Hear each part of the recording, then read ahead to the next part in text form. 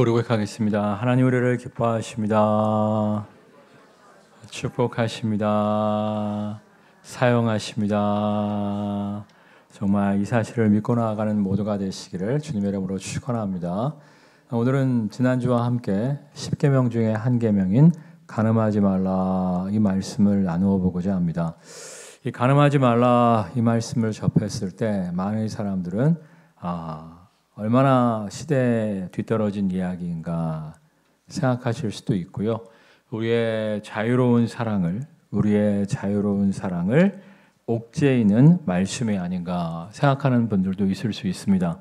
근데 신명기에 보면 너희를 향한 나의 모든 명령과 규례는 너희의 무엇을 위함이니라?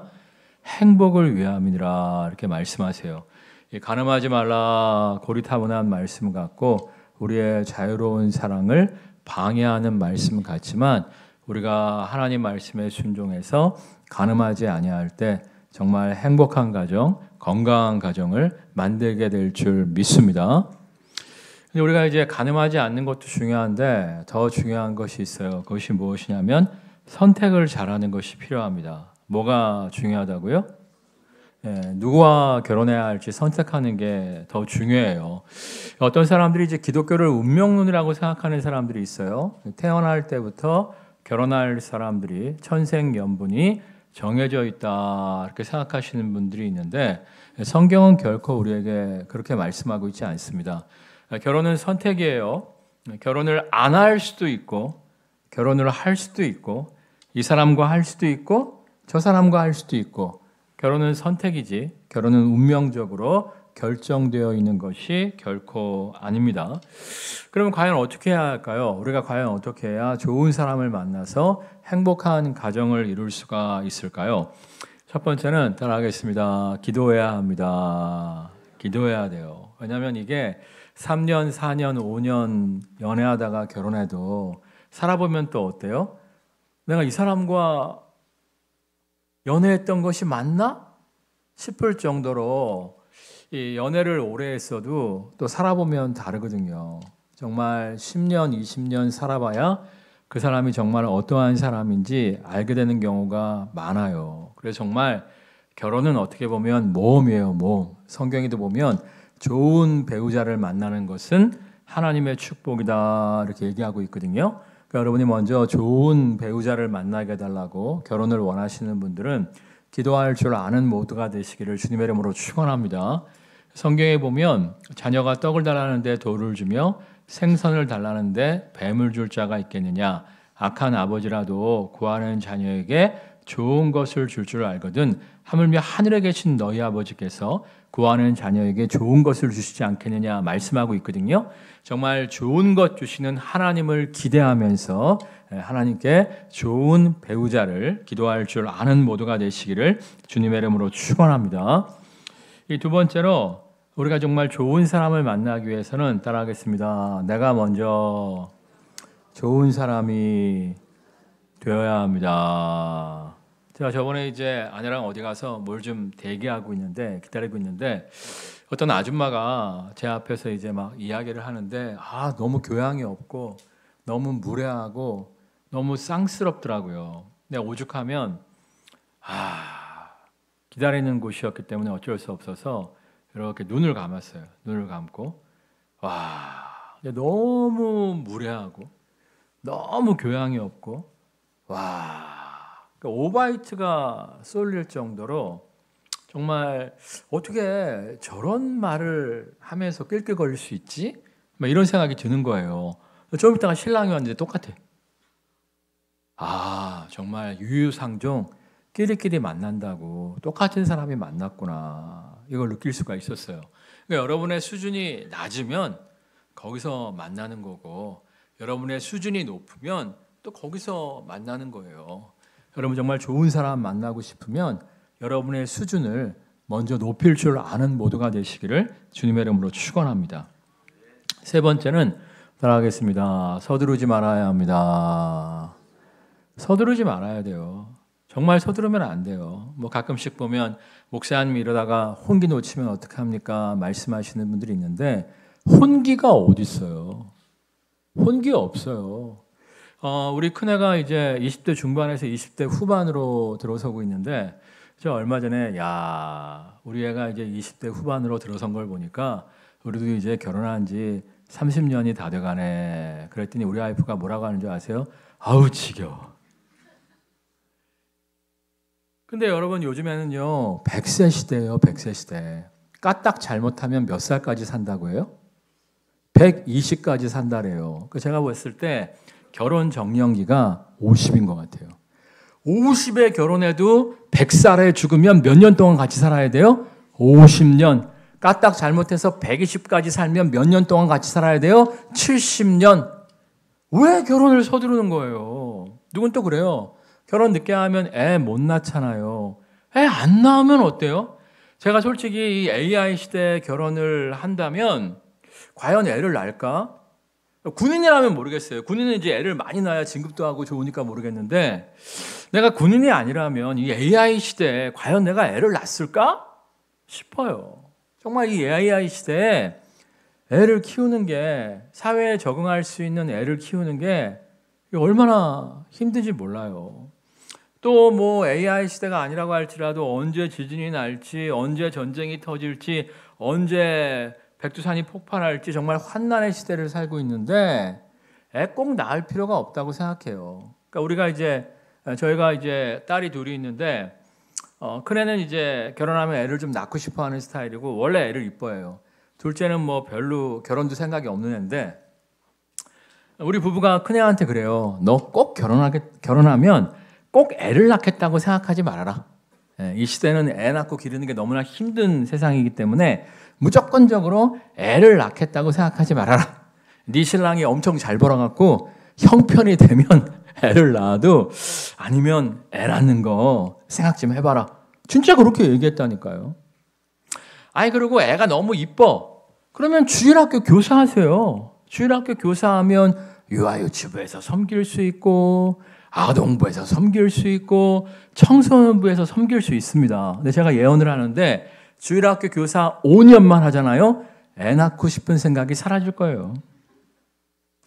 그러니까 서두르지 말라는 거예요. 서두르지 말라는 거예요. 제가 이제 청년부 때 청년 담당 목사님이 안 계셨고 평신도 선배 누님이 이제 그 청년부를 지도하셨어요. 저보다 한 8살인가 9살인가 많으셨는데 고려병원 수간의사 하셨죠. 지금은 이제 강북삼성병원으로 바뀌었죠.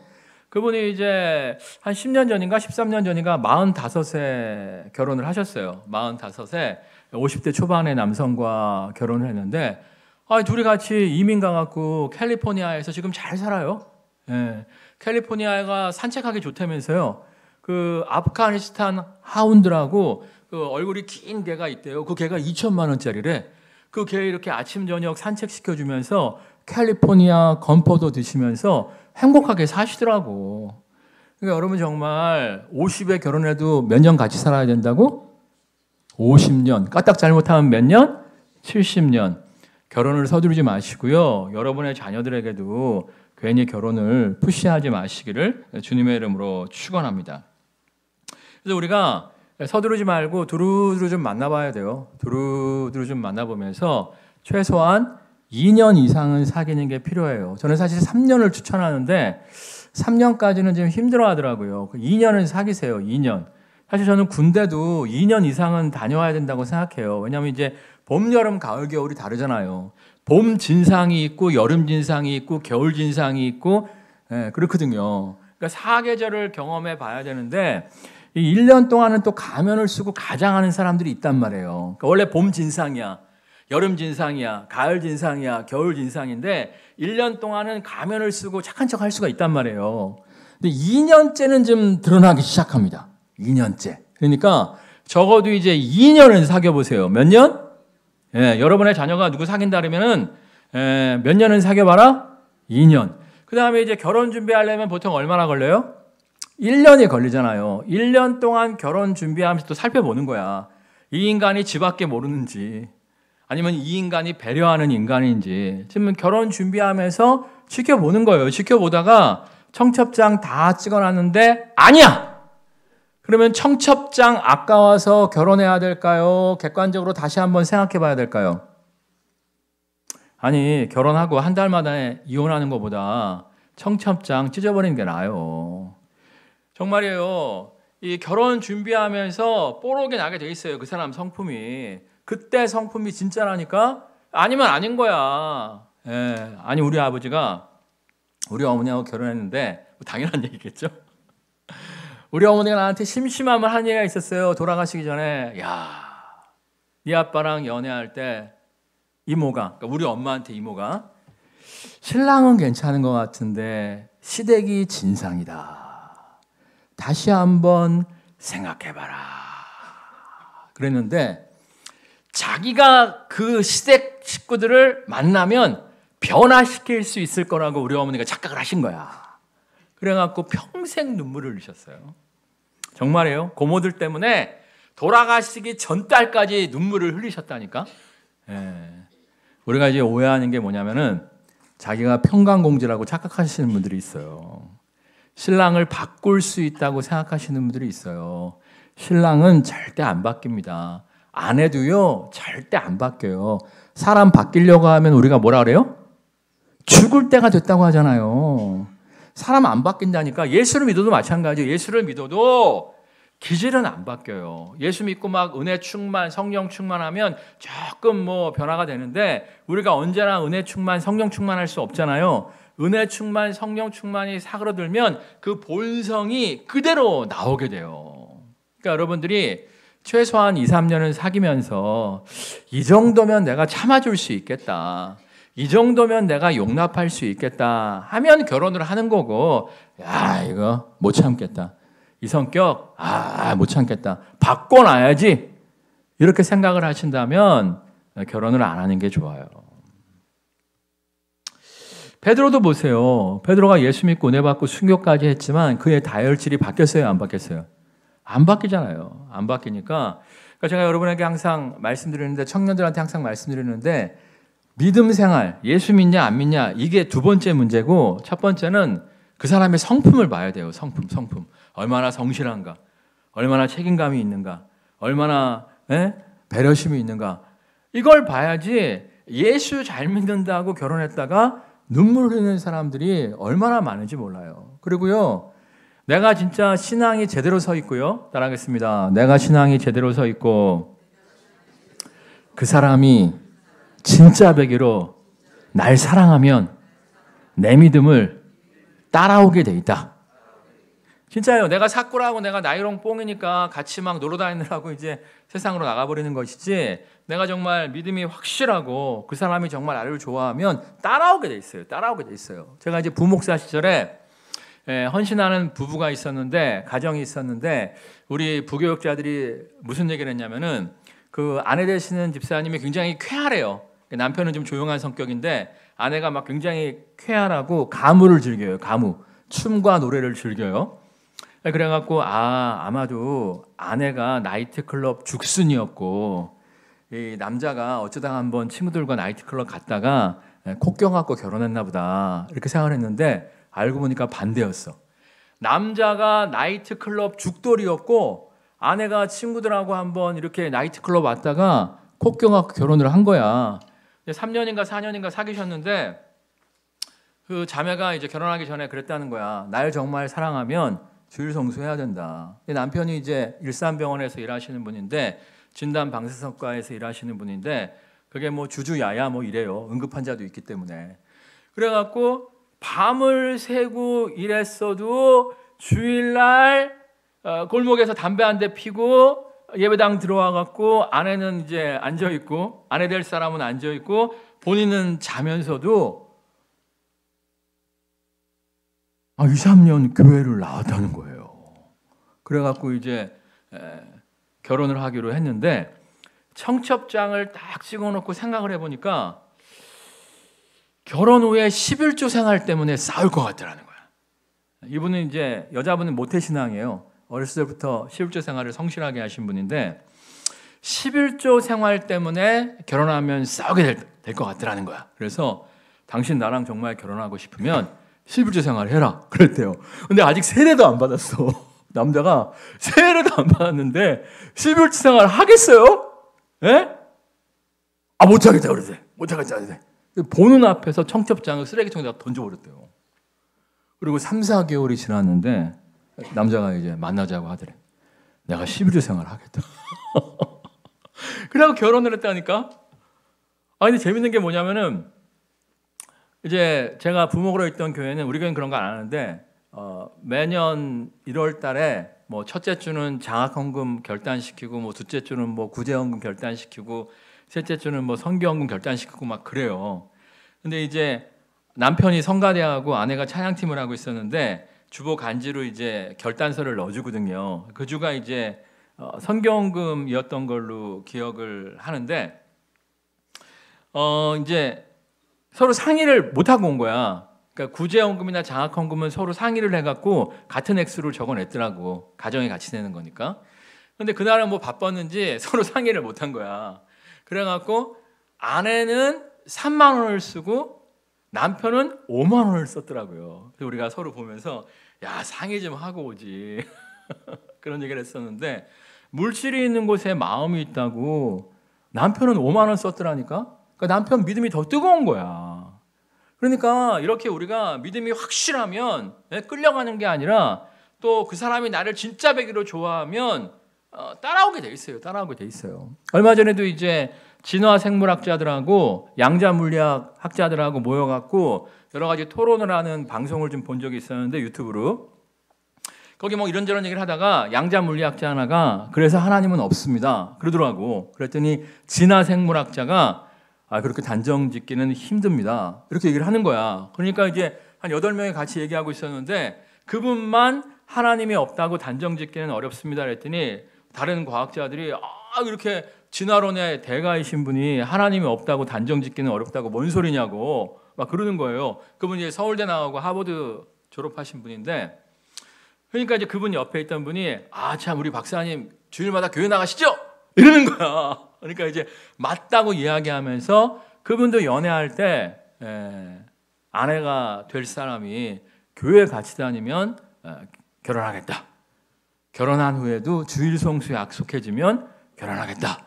결혼한 후에 한 번도 빠짐없이 아내와 함께 주일 성수를 하고 있다는 거예요. 애들이 이제 60대 중반이신데 애들은 이제 굉장히 엄마 신앙을 본받아갖고 예수님 잘 믿고 둘 다 아들인데 이제 며느리들도 얻었는데 며느리들도 예수를 잘 믿고 손주들도 교회를 같이 다닌다는 거예요. 자기도 교회를 다니기는 다니는데 진화생물학을 연구해서 그런지 아직도 하나님이 계신지 안 계신지 좀 아리송하다는 거야. 근데 그러면서도 이분이 무슨 얘기하냐면은 하나님이 없다고 단정하기는 어렵다 이렇게 얘기를 하더라고요. 내가 근데 그분을 보면서 뭘 느꼈냐면 첫 번째로 아내를 굉장히 사랑하더만. 아내를 끔찍하게 사랑하더만. 그러니까 진화생물학자로서 하나님 인정하면 완전히 왕따, 바보, 멍청이 되는 거예요. 그런 사회 속에서도 매주일마다 교회를 나가고 계시고요. 그리고 내가 보니까 그분 멀지 않았어. 예수께로 돌아오기 멀지 않았어. 멀지 않았더라고. 그러니까 여러분들이 예수 믿느냐 안 믿느냐 이걸 보지 마시고 뭘 봐라? 성품을 봐라. 그 속사람을 좀 봐라. 그리고 두 번째, 내가 믿음이 딱 서 있고 그 사람이 정말 나를 사랑한다면 내 믿음을 따라온다 안 따라온다? 따라온다. 그러니까 여러분의 자녀들이 안 믿는 사람을 데리고 왔어. 그럼 뭘 먼저 봐야 돼? 성품을 먼저 봐야 되는 거예요. 성품을. 그리고 정말 내 새끼를 사랑하는가 안 사랑하는가. 옛말에도 마누라 이쁘면 처갓집 말뚝 보고 뭐 한다고? 절한다고. 절하게 돼 있어요. 그러니까 여러분들이 무조건 믿는다가 아니라 그 사람의 성품, 정말 나를 사랑하느냐 안 사랑하느냐 이런 걸 먼저 보시기를 주님의 이름으로 축원합니다.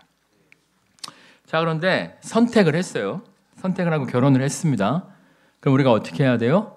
선택에 대한 책임을 질 수 있어야 돼요. 제가 이제 청년 시절에 20대 초반에 교회에서 무슨 게임을 했었는데 제가 사회를 본 건 아니고 하여튼 뭐 찬양을 막 부르다가 이렇게 질문을 던지는 거예요. 행복이란! 그러면 동그랗게 앉아 있었는데 행복이란! 그러면 뭐 어쩌저쩌게 순서대로 막 얘기하는 거예요. 그래서 얘기를 못하면 벌 받고 막 이런 거 있었어요. 근데 이제 노래를 막 부르다가 사회자가 사랑이란! 딱 그러는 거야. 옆에 있던 애가 뭐 희생입니다. 그 다음에 뭐 봉사입니다. 뭐 섬깁니다. 좋은 거 다 나왔어. 근데 차례가 됐는데 할 게 없는 거야. 좋은 거 다 나와갖고.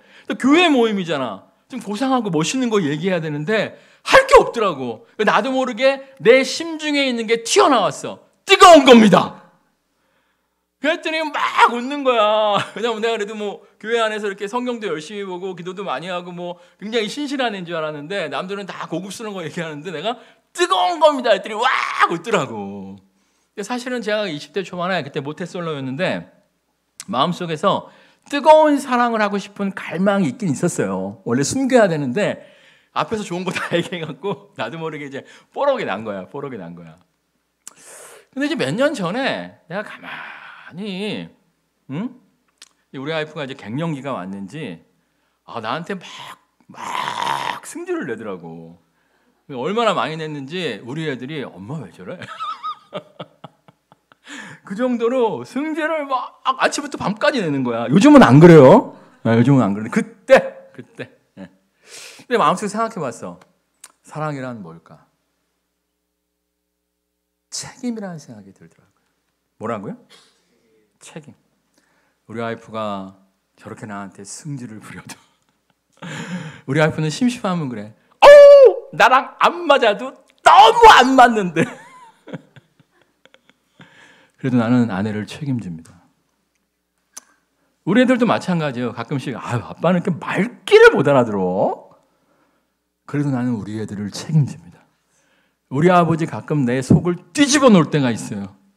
나는 우리 아버지를 책임집니다. 우리 집에 노견이 하나 있는데 몽글님이라고 연로하신 분이 계세요. 제가 집에 퇴근하잖아요. 그럼 연로하셔갖고 소파에 누워 계시다가 눈을 한쪽만 딱 떠요. 그 희한하게는 한쪽만 딱 뜨고 봐요. 감어. 몽글아 불러 대답도 안 해요. 그러다가 이제 밥 시간이 됐어. 그러면 막 빨리 내놓으라고 막 엄청 지저대요. 걔가 이제 한 번씩 병원 가잖아요. 와, 주사가 왜 이렇게 비싸? 걔한테 매달 들어가는 주사비를 합치면 내가 자동차를 한 단계 업그레이드 했어. 근데 나는 걔를 책임집니다. 왜요? 사랑하니까 그런 거예요. 사랑하니까. 우리가 사랑한다면 책임져야 돼요. 나는 사실은 말로 뭐 청산유수하는 사람들 별로 좋아하지 않습니다. 정말 사랑하면요 책임지는 거예요. 자, 그런데 이 잔소리에 대해서 좀 얘기하고 싶은데요. 그러니까 한 10년 전인가 8년 전인가 지금은 이제 저쪽으로 이사가 우리 교회 안 나오시는데 멀리 이사 가서 남편 되는 분이 나한테 와서 그러더라고요. 자기 아내는 자기를 존중해 줄 줄 모른대. 근데 자기 불륜녀는 자기를 존중해 준대. 그냥 그랬어요. 당연한 거 아니냐. 불륜녀야. 네가 도박을 하든 네가 마약을 하든 네가 주식을 잘못해갖고 쫄딱 망하든 신경 안 쓴다. 그냥 만났을 때 너한테 밥 잘 사주고 자기한테 밥 잘 사주고 옷 잘 사주면 할렐루야 굿땡큐다. 응? 불륜녀야. 네 주머니에서 돈 떨어지기 전까지 네가 무슨 짓을 해도 너한테 잘한다. 네 아내야.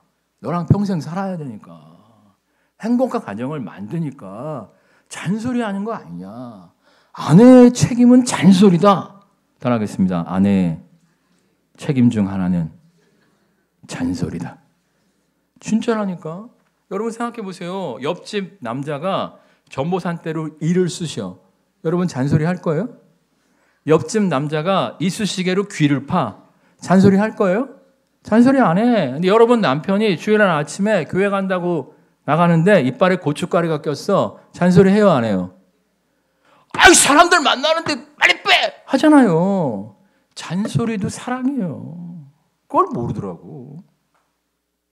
자, 그런데 이제 저는 이제 저 개인적으로 저는 이제 사랑이 책임이라고 생각하는데 책임의 동의어가 있어요. 책임의 동의어. 예? 이거 사전에 안 나와요. 제 생각이야, 제 생각. 저에게 있어서 책임의 동의어가 뭐냐면 따라하겠습니다. 관심이에요. 왜냐하면 관심이 있어야 제대로 책임질 수 있어요. 내 아내가 지금 어디가 아픈지, 어디가 힘든지 정말 제대로 누군가를 책임지기 위해서는 그 사람에 대한 관심이 필요해요. 예전에 제가 어떤 책을 읽었는데 70대 부부가 대판했대. 빵 먹다가 외국 부부인데 남편이 참다 못해갖고 소리를 질렀다는 거야. 나는 빵 껍데기를 좋아하는데 당신이랑 결혼해서 지금 날까지 빵 껍데기는 네가 다 처먹고 나는 속만 먹는다는 거야. 그랬더니 아내가 뭔 소리냐, 나는 원래 속을 좋아하는데 당신 속 먹으라고 껍데기만 먹었단 말이야. 그러니까 서로를 위해 준다고 생각했는데 서로가 뭘 좋아하는지 모르는 거야. 그러니까 우리가 제대로 책임지기 위해서는 관심을 먼저 가져야 돼요. 그러니까 애들도 우리한테 이제 불평하는 이유가 뭐냐면은 내가 아빠한테 원하는 건 이게 아니라는 거야. 내가 엄마한테 원하는 건 이게 아니라는 거야. 내가 원하지 않는 것 해주면서 되게 사랑한다고 이야기한다는 거야. 그러니까 여러분들이 정말 누군가를 제대로 책임지고 싶으면 그 사람에게 좀 관심을 가지세요. 관심. 이 사람이 지금 뭐가 힘든 건지, 뭐가 어려운 건지, 뭐가 필요한 건지 관심을 가져서 그 사람의 필요, 그 사람의 어려움, 그 사람의 니드를 알아야 우리가 그 사람을 제대로 책임져 줌으로 말미암아 그 사람으로 하여금 야, 이 사람이 나를 정말 생각하는구나 하면서 서로의 사랑이 회복되는 것을 경험할 수가 있어요. 또 내가 이제 관심을 가져라, 좀 책임을 가져라 얘기하면 저쪽은 가만히 있는데 왜 내가 먼저 그래야 되죠? 이렇게 얘기하는 사람이 있어요. 그건 예수 안 믿는 사람들 얘기고, 정말 우리가 하나님과 원수되었을 때 정말 예수님께서 우리를 하나님과 화평케 하시기 위해서 자기를 주셨잖아요. 우리는 기브 앤 테이크를 추구하는 사람이 아니에요. 누가 나한테 해주면 나도 해준다, 이걸 추구하는 사람이 아니라니까. 우리는 정말 하나님의 사랑을 값없이 받은 자로서 그 사랑을 나누어 주는 거예요. 나누어 주는 거예요. 남편이 나한테 관심이 없어도 나는 관심을 보여주는 거고, 아내가 나한테 관심이 없어도 나는 관심을 보여주는 거예요. 아멘도 없고. 제가 이제 인문학을 좋아하지 않습니까? 성경만이 아니라 이 책 저 책 다 보고 가끔 드라마도 보는데 제가 느끼는 게 뭐냐면은 아무리 과격하게 말하고 아무리 굳세어 보이고 아무리 뭐 당당해 보이는 사람도 사실은 다 사랑받기를 원해요. 사랑받기를 원해요. 요즘에 그 김수현 씨 나오는 드라마 있죠. 도깨비를 이기고 잘하면 그 뭐냐, 사랑의 불식착도 이길 수 있다고 신문에 났더라고요. 뭐죠? 성경만 보지 말고 눈물의 여와. 그거 보면 그 여자 주인공 이름은 잘 모르겠는데 제 친구 교회 권사님 딸이에요. 맨날 자랑질하는데, 근데 어쨌거나 이제 그 여자애가 굉장히 센 말만 하잖아요. 센 말만 골라서 센 말만 하잖아. 근데 사실은 걔도 사랑받고 싶어 하잖아요. 위로받고 싶어 하잖아요. 우리가 배우자가 좀 센 말만 하고 막 그래도 그 배우자의 연약함을 볼 수 있어야 돼요. 그러면 불쌍히 여기는 마음이, 긍휼의 마음이 일어나요.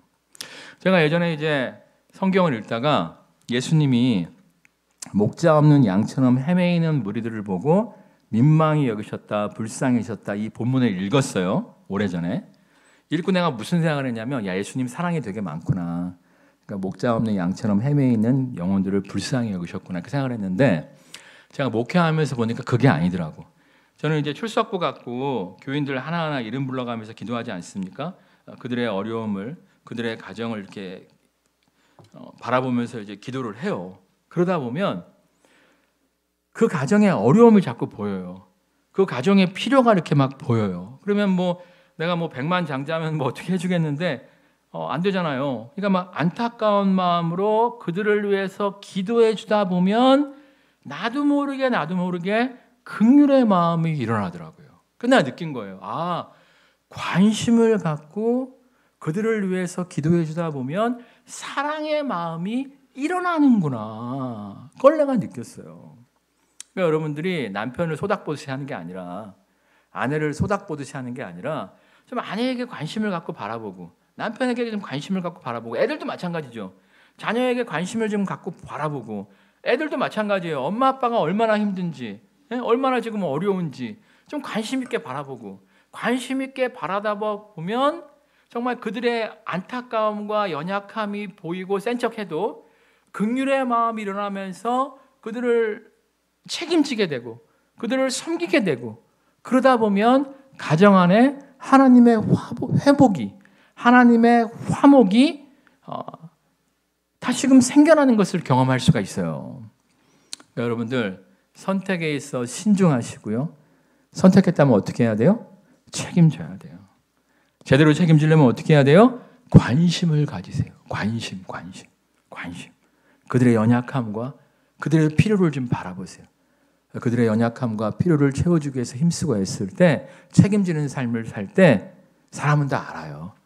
우리 남편이 나를 생각하는지, 우리 아내가 나를 생각하는지 사람은 다 알아요.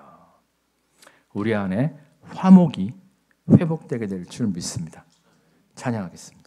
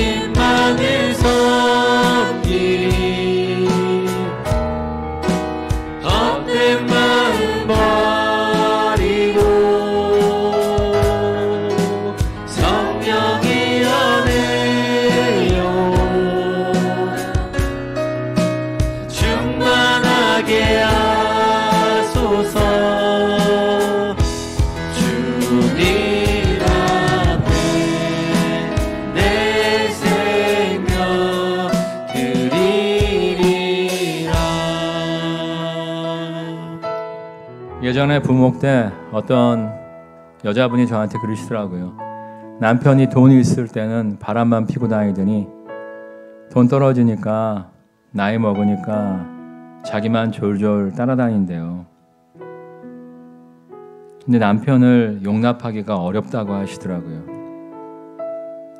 근데 자녀들도 똑같은 얘기 하더라고요. 우리 아버지가 돈 있을 때는 바람 피고 다녔는데 돈 떨어지니까 엄마 뒷공무니만 졸졸 따라다닌다. 우리 아버지는 쓰레기다.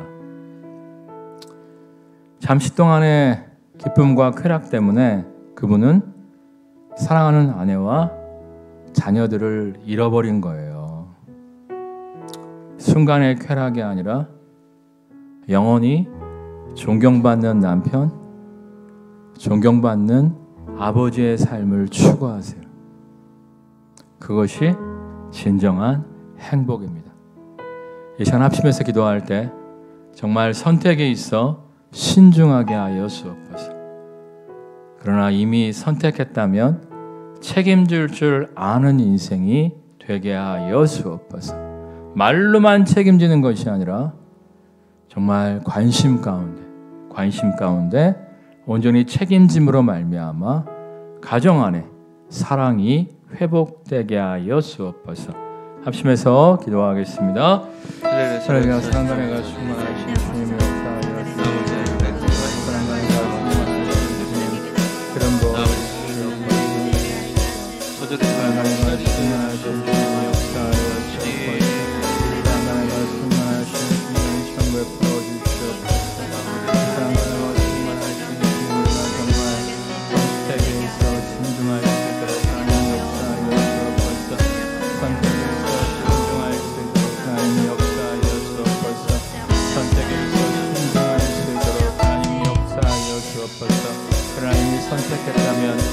책임을 다할 수 있도록 역사하여 주시옵소서.